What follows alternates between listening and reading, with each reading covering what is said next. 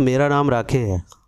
आज मैं आपको अपनी कहानी सुनाने वाली हूँ। मेरे पति राजेश ने अपनी ज़िंदगी में बहुत मेहनत की।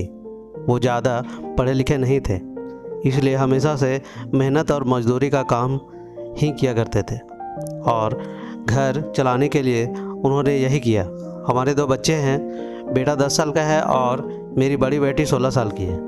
अभी तक मेरे पति ने जैसे तैसे अपना घर चलाया।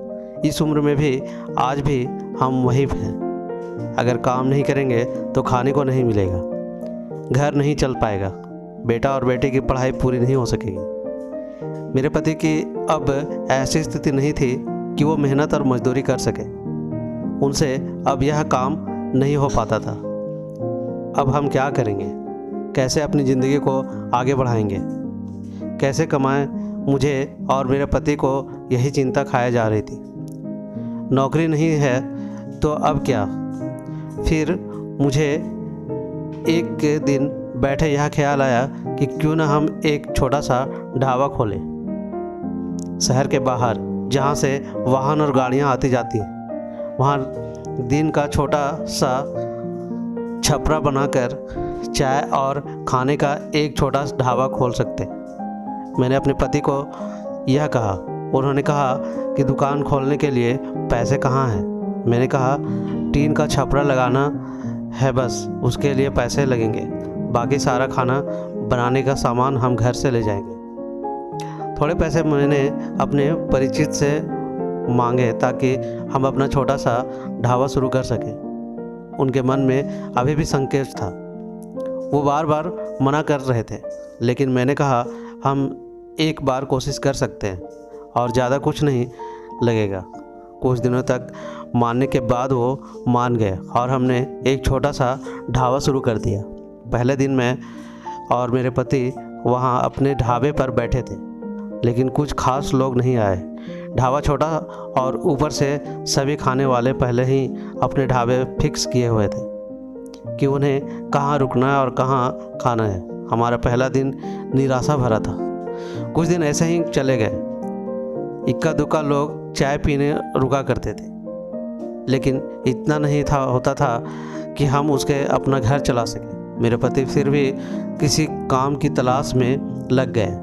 उन्हें एक काम मिल गया था जहाँ पैसे कम थे लेकिन कम मजदूरी थी। उन्होंने वो कर लिया, लेकिन मैंने ढाबे पर जाना नहीं छोड़ा। अब मैं अपने बेटे और बेटी के साथ वहाँ जाने लगी। उन्होंने हिम्मत नहीं हारी और धीरे धीरे कुछ लोग हमारे यहाँ आने लगे। 1 महीने में ग्राहक और भी ज़्यादा आने लगे। कोशिश करते करते अब हमारे यहाँ रुकने लगे थे। उन्हें घर जैसा खाना मिल रहा था, इसलिए हमारा छोटा सा ढाबा चल निकला। मेरे पति जितना कमाते उससे ज़्यादा अब ढाबे से कमाई होने लगी।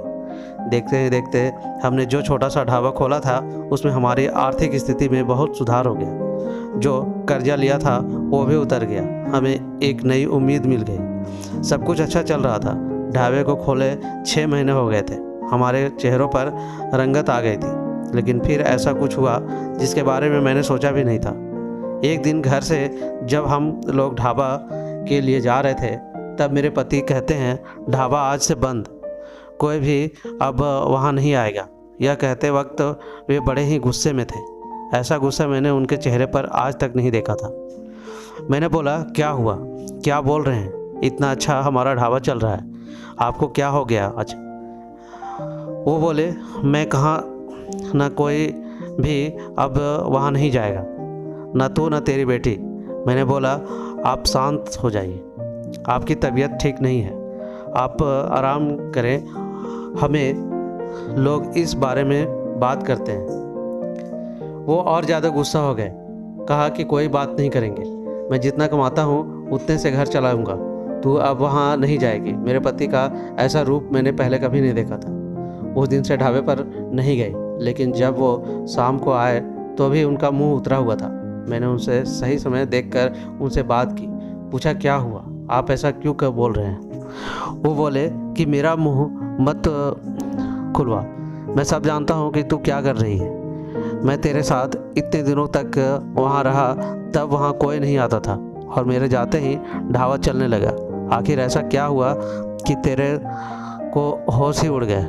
वो क्या बोलना चाहते थे मैं समझ गई। ऐसी बात वो भी शादी से इतने दिनों बाद उसके मुंह से सुनकर मुझे यकीन ही नहीं हो पा रहा था कि यह मेरे पति हैं। मैं एकदम खामोश हो गई। रात को मेरे आंसू नहीं रुक रहे थे। मेरे मुंह पर अब ढाबे का नाम भी नहीं आया। इस तरह की बातें सुनने के बाद मेरा अब कुछ करने का मन ही नहीं कर रहा था। उस दिन से खामोश हो गई। अब कुछ करने को कहने को बचा ही नहीं था। मैंने सोचा था कि उसको कई सफाई नहीं दूंगी, वो अपना काम करते रहे, लेकिन उनकी कमाई कम थी, उसके अच्छे से गुजारा नहीं हो पा रहा था। कुछ ही दिनों के जैसे पैसा जमा किया था वो ख़त्म हो गया। करीब 3 महीने बाद ही उनकी तबीयत ख़राब हो गई थी और बिस्तर पर आ गए। काम नहीं कर पा रहे थे। मैं जैसे तैसे उनके संभाल रही थी। घर में जब पैसा ख़त्म होने लगा तो कर्जा लेने की नौबत अब फिर से आ गई थी। मैं चाहती थी कि कहीं किसी के घर जाकर खाना बनाने या बर्तन धोने का काम करने लगूं, लेकिन उनकी तबीयत ख़राब थी और मैं उन्हें चाहती थी कि मेरी किसी भी बात के कारण वे फिर उसी तरह के बातें करें। फिर एक दिन बिस्तर पर थे, मैं उनके लिए खाना बना रही थी, तभी उन्होंने मुझसे बुलाया। बोले, मैं जानता हूँ कि उस दिन की बात तुम्हें बहुत परेशान कर रही है, लेकिन और तुम्हें लग भी रहा होगा कि मैं तुम्हें यह कैसे बोल सकता हूँ, लेकिन वो शब्द और बातें मेरी नहीं थी। मैंने कानों के ऐसी बात आई थी, उसकी रिश्तेदारी में ही ऐसी बात हो रही थी। मैं अपनी बीवी और बेटी की अकेले वहाँ छोड़ दिया, उन्हें देख ले रुकने जिससे कमाई हो रही थी। इस तरह की बातें मैं बर्दाश्त नहीं कर पा रहा था। 2 रोटी कम खाओ, लेकिन यह सब नहीं सुनना चाहता था। समाज और यहाँ के लोग सरकार, खासकर आपके परिचित और रिश्तेदार आपको आगे बढ़ना नहीं देख सकता है। कुछ कहने लगते हैं, लेकिन लोग इस हद तक गिर रहे हैं मुझे इसका पता नहीं था, और मेरे पति भी उसकी बातों को आ गए। उस समय मैं भी होती उनकी जगह तो शायद यही करती, मुझे भी उतना ही बुरा लगता। वैसे फ़ैसला लेती जो उन्होंने लिया। मैंने उन्हें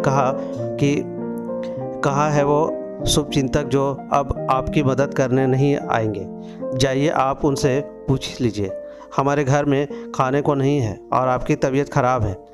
आप बताएं कौन आया अब हमारी मदद करने। दुनिया किसी को खुश नहीं देखना सकती, और अगर कोई मेहनत करके आगे बढ़ता है तो सारे प्रयास करके उसे पीछे धकेलने की कोशिश करती है, और आप उनकी बातों में आ गए। वो लोग सफल हो गए, सबको बात बनाना है। अब अगर हम भूख से मर जाएंगे तो भी हमें बातें मिल जाएंगी। वे लोग कुछ समय तक बोलते, अगर हमें कोई फ़र्क नहीं पड़ता। वो तो थक कर हार मान लेते। वो पीठ पीछे ही इस तरह की बकवास कर सकते हैं, सामने आने की तो उनकी हिम्मत भी नहीं हो सकती। उस दिन से मेरे पति की आंखें खुल गई। उन्होंने कहा कि कुछ सोच बोल रही हो। मैं ही पागल था, लोगों को सफाई देने और उसके आगे अच्छा बनने में अपना नुकसान कर लिया।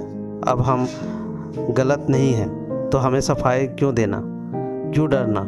मुझे माफ़ कर दो, हमें नहीं उन्हें बदलनी होगी अपनी सोच, और अगर नहीं बदले तो हमें क्या, हमें अपने कर्म करते रहना चाहिए। क्या अब हम फिर से कुछ कर सकते हैं? मैंने कहा, कभी भी देर नहीं होती, हम अब भी कर सकते हैं। मेरे पति बोले, मैं भी अब तुम्हारा साथ दूंगा अगर तुम चाहो तो। मैंने हाँ कहा और फिर एक बार कोशिश की। थोड़ी मुश्किल हुई, लेकिन धीरे धीरे गाड़ी फिर से पटरी पर आने लगी, और इस तरह से हमारा घर परिवार फिर से अपना सुखी संपत्ति जीवन व्यतीत करने लगी। तो ये थी आज की कहानी। कैसे लगे अपने दोस्तों के साथ शेयर कीजिए, और साथ ही साथ कमेंट करके ज़रूर बताएं, और चैनल पर नए हैं तो सब्सक्राइब भी कीजिए। मिलते हैं एक ऐसे ही नई कहानी में, तब तक के लिए धन्यवाद।